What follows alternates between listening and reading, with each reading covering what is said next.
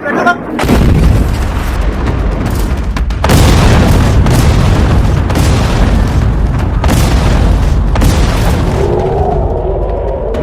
ಸ್ನೇಹಿತರೆ, ನಾನು ಹರೀಶ್ಮಿ.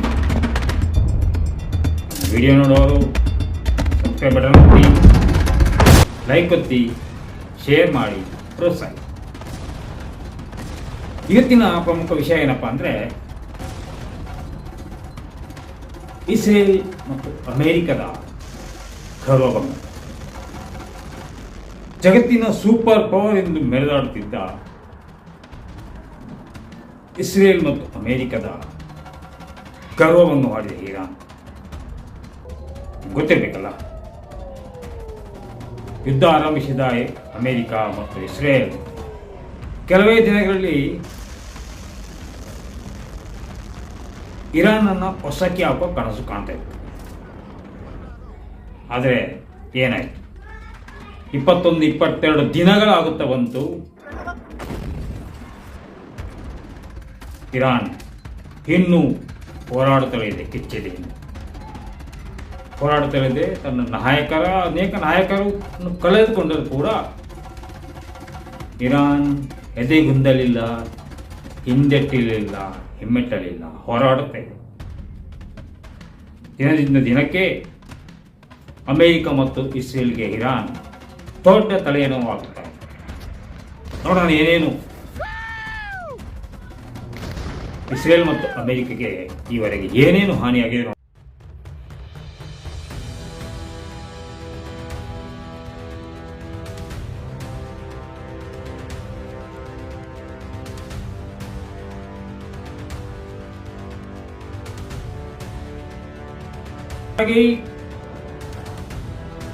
ಅಮೆರಿಕ ಮತ್ತು ಇಸ್ರೇಲ್ ಜಂಟಿಯಾಗಿ ನಡೆಸಿದ ಕಾರ್ಯಾಚರಣೆಯಲ್ಲಿ ಮೊದಲು ದೊಡ್ಡ ಹೊಡೆತ ಇರಾನ್ಗೆ ಆಯತುಲ್ಲಾ ಖಮೇನಿಯ ಹತ್ಯೆ. ಬಹುಶಃ ಅಂದು ಎಲ್ಲ ಹೊಂದಿಕೊಂಡಿದ್ದು, ಇರಾನ್ ಮುಗಿಯಿತು, ಒಂದೆರಡು ದಿನದಲ್ಲಿ ಎಲ್ಲ ಮುಗಿಯುತ್ತದೆ, ಇರಾನ್ ಸೋತು ಹೋಯಿತು ಅಂತ. ಆದರೆ ಹಾಗಿದ್ದೇನು, ತನ್ನ ನಾಯಕನ ಪ್ರತೀಕಾರಕ್ಕೆ ತನ್ನ ನಾಯಕನ ಸಾವಿನ ಪ್ರತೀಕಾರಕ್ಕೆ ಇರಾನ್ನ IRGC ಸೇನೆ ಮಾಡಿದ್ದೇವೆ. ಇಸ್ಲಾಮಿಕ್ ರೆವಲ್ಯೂಷನ್ ಗಾರ್ಡ್ ಎಂಬ ಸೇನೆ ಇರಾನ್ನ ಎಂತ ಹೊರತು ಕೊಟ್ಟಿದೆ ಗೊತ್ತಾ ಇಸ್ರೇಲ್ಗೆ. ಇಸ್ರೇಲ್ನ ಒಂದೊಂದು ವಿಡಿಯೋಗಳು ಬರ್ತಾ ಇದೆ. ಆಂಬುಲೆನ್ಸ್ ಸಾಕಾಗ್ತಾ ಇಲ್ಲ, ಒಮ್ಮೆ ಐರನ್ ರೂಮ್ ಎಲ್ಲ ಆರೋ ವ್ಯವಸ್ಥೆ ಎಲ್ಲ ಧ್ವಂಸ ಆಗಿಬಿಟ್ಟು. ಅದೂ ಅಲ್ಲದೆ ಇಸ್ರೇಲ್ನ ಅತ್ಯಂತ ಸುರಕ್ಷಿತ ತಾಣ, ಪರಮಾಣು ಕೇಂದ್ರ, ಇಸ್ರೇಲ್ನ ಡಿಮೋನಾ ನಗರ, ಅಲ್ಲಿ ಡೈರೆಕ್ಟ್ ಹಿಟ್, ಇರಾನ್ನ ಕ್ಷಿಪಣಿಗಳು ಡೈರೆಕ್ಟ್ ಹಿಟ್ ಅಲ್ಲಿ ತುಂಬ ನಾಗರಿಕರ ಸಾವು ನೋವು ಸಂಭವಿಸಿದೆ ಅಂತ ಸುದ್ದಿಗಳು ಇದೆ. ಆದರೆ ಇಸ್ರೇಲ್ನಲ್ಲಿ ಸ್ವಲ್ಪ ಸೆನ್ಸಾರ್ ವ್ಯವಸ್ಥೆ ಇರೋದ್ರಿಂದ ನಿಖರವಾಗಿ ಏನು ನಡೀತಿದೆ ಅನ್ನೋದು ಜಗತ್ತಿಗೆ ಗೊತ್ತಾಗ್ತಾ ಇಲ್ಲ. ಅದು ಹೈಫಾ ನಗರ ಇರ್ಬೋದು, ಇಸ್ರೇಲ್ನ ರಾಜಧಾನಿ ಟೆಲ್ ಅವೀವ್ ಇರ್ಬೋದು, ಎಲ್ಲ ಕಡೆ ಧ್ವಂಸ ಆಗಿದೆ. ಇರಾನ್ನ ಇಷ್ಟರವರೆಗೆ ಜಗತ್ತಿನ ಮುಂದೆ ಐರನ್ ಡೋಮ್, ಆರೋ ವ್ಯವಸ್ಥೆ, ಅದು ಇದೆ ಇದು ಇದೆ ಅಂತ ಎದೆ ಬೀಸಿ ಓಡಾಡ್ತಿದ್ದ ಇಸ್ರೇಲ್ಗೆ ಇರಾನ್ ಕೊಟ್ಟಿರೋ ಹೇಳಿದಲ್ಲ, ಮುಟ್ಟಿ ನೋಡುವಾಗಿ ಆ ರೀತಿ ಗೌರವಭಂಗ. ಇನ್ನು ಅಮೇರಿಕಾಗೆ ಆಗಿರೋ ನಷ್ಟ ಉಂಟಲ್ಲ, ಅಮೇರಿಕದ ಅತ್ಯಂತ ದೊಡ್ಡ ಯುದ್ಧ ನೌಕೆ USS ಅಬ್ರಹಾಂ ಲಿಂಕನ್, ಅದಕ್ಕೆ ತುಂಬ ನಷ್ಟ ಆಗಿದೆ. ಇರಾನ್ನ IRGC ಇಸ್ಲಾಮಿಕ್ ರೆವಲ್ಯೂಷನ್ ಗಾರ್ಡ್ ಅಮೇರಿಕದ ಈ ಪರಮಾಣು ಚಾಲಿತ ಯುದ್ಧ ನೌಕೆಯನ್ನೇ ಹಿಮ್ಮೆಟ್ಟಿಸಿ ಅದಕ್ಕೆ ನೌಕೆಗೆ ದಾಳಿ ಮಾಡಿದೆ. ಆದರೆ ಅದು ವಿಷಯ ಹೊರಗಡೆ ಬಿಡ್ತಾ ಇಲ್ಲ, ಬಹಳಷ್ಟು ಹಾನಿಯಾಗಿದೆ. 4 ಕ್ಷಿಪಣಿಗಳು ಮತ್ತು ಹಲವಾರು ಡ್ರೋನ್ಗಳ ಮೂಲಕ ದಾಳಿ ನಡೆಸಿ ಈಗ IRGC ಅಬ್ರಹಾಂ ಲಿಂಕನ್ ಅಲ್ಲಿಂದ ಓಡಿ ಹೋಗಿದೆ ದೂರ. ಯಾರಿಗೆ ಹೇಳುವುದಿಲ್ಲ ಎಲ್ಲಿ ಏನಿದೆ ಅಂತ. ಹಿಂದೂ ಮಹಾಸಾಗರದ ಕಡೆಗೆ ತಿಳಿಸಿದೆ. ಇನ್ನೂ ಒಂದು ದೊಡ್ಡ ಯುದ್ಧ ನೌಕೆಗೆ ದೊಡ್ಡ ರೀತಿಯಲ್ಲಿ ಹಾನಿಯಾಗಿದೆ. ಫೈಟರ್ ಜೆಟ್ಗಳಂತೂ ತರಗೆಲೆಯಂತೆ ಉದುರುತ್ತದೆ. ಒಂದಲ್ಲ ಎರಡಲ್ಲ, ಒಟ್ಟು 16 ಯುದ್ಧ ವಿಮಾನಗಳು, ಅಮೆರಿಕದ 16 ಯುದ್ಧ ವಿಮಾನಗಳು ನಷ್ಟ ಆಗಿದೆ. ಕೋಟ್ಯಾಂತರ ರೂಪಾಯಿ ನಷ್ಟ. F-5 ಫೈಟರ್ ಜೆಟ್ ಸೋವಿಯತ್ ತಪ್ಪು ಗ್ರಹಿಕೆಯಿಂದ ಆಗಿದ್ದಂತ ಹೇಳ್ತಾರೆ. ಇರಾನ್ ಅಂತಿದೆ ನಾವು ಹೊಡೆದುರುಳಿಸಿದ್ದೇವೆ. F-15 ಆಯಿತು, F-35 ಸೆಲ್ಟರ್ ಜೆಟ್ ಆಯಿತು. ಅತ್ಯಂತ ಸುಧಾರಿತ ವಿಮಾನ, ಜಗತ್ತಿನಾದ್ಯಂತ ಇದನ್ನೆಲ್ಲ ಮಾರಾಟ ಮಾಡ್ತಾ ಇದೆ ಅಮೆರಿಕ. ಅಂತಹ ಯುದ್ಧ ವಿಮಾನಗಳು ಹೊಡೆದುರುಳಿಸಿದೆ ಇರಾನ್. F-35 ಕೂಡ ಇರಾನ್ಗಳಿಗೆ ಸಿಲುಕಿ ಹಾನಿಗಳಾಗಿ ಭೂಸ್ಪರ್ಶಕ್ಕೆ ಬಂದಿದೆ. MQ-9 ರಿಪರ್ ಡ್ರೋನ್ಗಳು, ಅಮೆರಿಕದ ಹೆಮ್ಮೆಯ 10 MQ ರಿಪರ್ ಡ್ರೋನ್ಗಳನ್ನು ಕೂಡ ಇರಾನ್ ಹೊಡೆದುರುಳಿಸಿದೆ. ಅಮೆರಿಕಗೆ ಎಂಥ ಮುಖಭಂಗ ಗೊತ್ತಾ? ಇಡೀ ಜಗತ್ತಿನಲ್ಲೇ ಅಮೆರಿಕದ ಯುದ್ಧ ಸಾಮ್ರಾಜ್ಯಗಳಿಗೆ ಬೇಯಿಕೆ. ಅಮೆರಿಕದ ಯುದ್ಧ ವಿಮಾನಗಳನ್ನು ಯಾರು ಮುಟ್ಟಲು ಸಾಧ್ಯ ಇಲ್ಲ, ಅದು ಸಾಧ್ಯ ಇದು ಸಾಧ್ಯ ಇಲ್ಲ ಅಂತ ಎಲ್ಲ ಒಳ್ಳೆ ಬಿಲ್ಡಪ್ ಇತ್ತು ತುಂಬ. KC-135 ಟ್ಯಾಂಕರ್ ವಿಮಾನ, ಆಕಾಶದಲ್ಲಿ ಇಂಧನ ತುಂಬಿಸುವ ವಿಮಾನ, ಪೆಟ್ರೋಲ್ ತುಂಬಿಸುವ ವಿಮಾನ, ಅದನ್ನು ಹೊಡೆದುರುಳಿಸಿದೆ ಇರಾನ್. ಅದರಿಂದ 6 ಮಂದಿ ಸೈನಿಕರು ಸಾವನ್ನಪ್ಪಿದ್ದಾರೆ. ಇನ್ನು ಇರಾನ್ ಕೊಟ್ಟ ಹೊಡೆತ ಏನುಂಟು ಗೊತ್ತಲ್ಲ ಅಮೆರಿಕಕ್ಕೆ? ಆರ್ಥಿಕ ದಿವಾಳಿ ಆಗುವ ಮಟ್ಟಕ್ಕೆ. ತೈಲ ಬೆಲೆ ಏರಿಕೆ. ಇರಾನ್ ಹೊರ್ಮೋಜ್ ಜಲಸಂಧಿಯನ್ನು ಬಂದ್ ಮಾಡೋದ್ರಿಂದ ಜಾಗತಿಕ ತೈಲ ಬೆಲೆ ಸ್ಥಗಿತಗೊಂಡಿದೆ. ಇದರಿಂದ ಅಮೆರಿಕದಲ್ಲಿ ಪೆಟ್ರೋಲ್ ಗ್ಯಾಲನ್ನಲ್ಲಿ ಇರುವುದು $5 ದಾಟಿ. ಅಮೆರಿಕದ ಷೇರು ಮಾರ್ಕೆಟ್ ಅಂತೂ ತಲ್ಲಣಗೊಂಡಿದೆ. ಎಲ್ಲ ಕಡೆ ಡೌನ್ ಡೌನ್ ಡೌನ್ ಡೌನ್. ಹೂಡಿಕೆ ಸಾವಿರಾರು ಕೋಟಿ ನಷ್ಟ ಅನುಭವಿಸಿದೆ. ಯುದ್ಧದ ಖರ್ಚು. ಈ ಇಸ್ರೇಲ್ನ ಮಾತಿಗೆ ಮರಳಾಗಿ ಟ್ರಂಪ್ ಯುದ್ಧಕ್ಕೆ ಅಮೆರಿಕನ ಯಾವ ಮಟ್ಟಕ್ಕೆ ದಿವಾಳಿ ಮಾಡ್ತಿದ್ದಾನೆಂದರೆ, ಯುದ್ಧದ ಖರ್ಚು 100 ಗಂಟೆಗಳಲ್ಲಿ ಅಮೆರಿಕ ಸುಮಾರು $3.7 ಬಿಲಿಯನ್ ಅಂದಾಜು ವೆಚ್ಚ 30,000 ಕೋಟಿ ವೆಚ್ಚ ಮಾಡಿದೆ.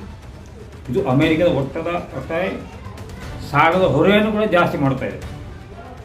ಮಾನವ ಹಾನಿ. ವರದಿಗಳ ಪ್ರಕಾರ, ಅಂತಾರಾಷ್ಟ್ರೀಯ ವರದಿಗಳ ಪ್ರಕಾರ ಈ ಯುದ್ಧದಲ್ಲಿ ಇದುವರೆಗೆ ಕನಿಷ್ಠ 13 ಸೈನಿಕರನ್ನು ಪ್ರಾಣ ಕಳ್ಕೊಂಡಿದ್ದಾರೆ.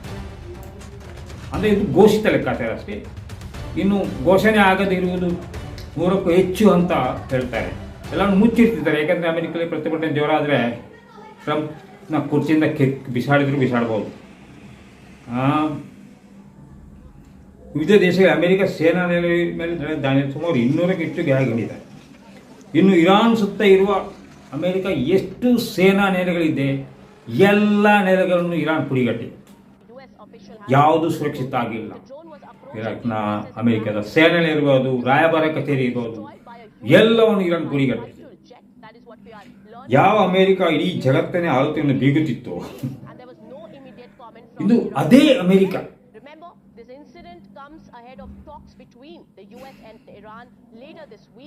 ಯಾವ ಅಮೆರಿಕ ಇಡೀ ಜಗತ್ತನ್ನೇ ಆಳುತ್ತದೆ ಎಂದು ಆಳುತ್ತೇನೆ, ಜಗತ್ತಿನ ಆಳ್ವಿಕೆ ನಾನೇ ಮಾಡುತ್ತೇನೆ ಎಂದು ಬೀಳುತ್ತಿತ್ತು, ಇಂಥ ಅಮೆರಿಕ ಇರಾನ್ ಕ್ಷಿಪಣಿಗಳ ಮುಂದೆ ಮಂಡಿಯುವ ಸ್ಥಿತಿ. ಎಂತಹ ಸ್ಥಿತಿ ಅದು. ಅಮೆರಿಕ ಇರಾನ್ನ 4-5 ದಿನಗಳು ನಾವೆಲ್ಲ ಹೊಸ್ಕಾಕ್ ಬಿಡ್ತೇವೆ. ಅಲ್ಲಿನ ತೈಲ ನಿಕ್ಷೇಪ ಎಲ್ಲವನ್ನ ನಮ್ಮ ಕಂಟ್ರೋಲ್ ತಗೊಂಡು ನಾವೇ ವಿಶ್ವದ ಯಜಮಾನ ಆಗಲು ಹೊರಟಿದ್ದ ಅಮೆರಿಕಕ್ಕೆ ಇರಾನ್ ಮುಟ್ಟಿ ನೋಡುವಂತ ಹೊಡೆತ ಕೊಟ್ಟಿದೆ. ಅಮೆರಿಕ ಇಸ್ರೇಲ್ನ ಗರ್ವಭಂಗ ಆಗಿದೆ. ಈಗ ಇಸ್ರೇಲ್ ಅಮೆರಿಕ 2 ರಾಷ್ಟ್ರಗಳು ನ್ಯಾಟೋ ರಾಷ್ಟ್ರನ ಕರೀತಾರೆ, ನೀವು ಬನ್ನಿ ಸಹಾಯ ಮಾಡಿ ಅಂತ. ಅಂತಹ ಸ್ಥಿತಿ ಈಗ For the first time, Iran has been successful in carrying out a strike on Israel's nuclear town Dimona.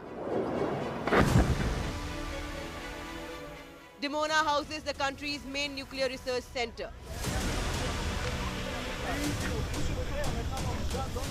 Over 40 people have been injured in the attack as Israel's air defense systems failed to intercept the incoming missiles.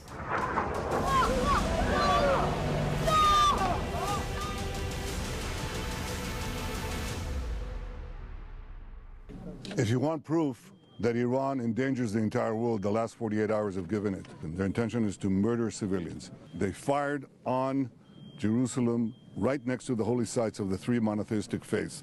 They fired an intercontinental ballistic missile on Diego Garcia. That's 4,000 kilometers. They're stopping a maritime international route, energy route, and trying to blackmail the entire world. What more proof do you need?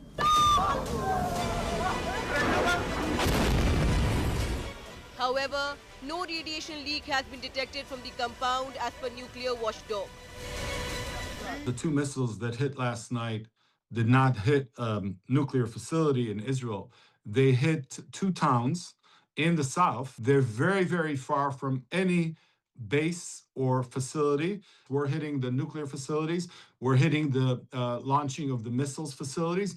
We're hitting military bases, and they are hitting civilian population time and time again. Iranian ballistic missiles rained down on southern Israel, reducing multiple buildings in Arad town to rubble.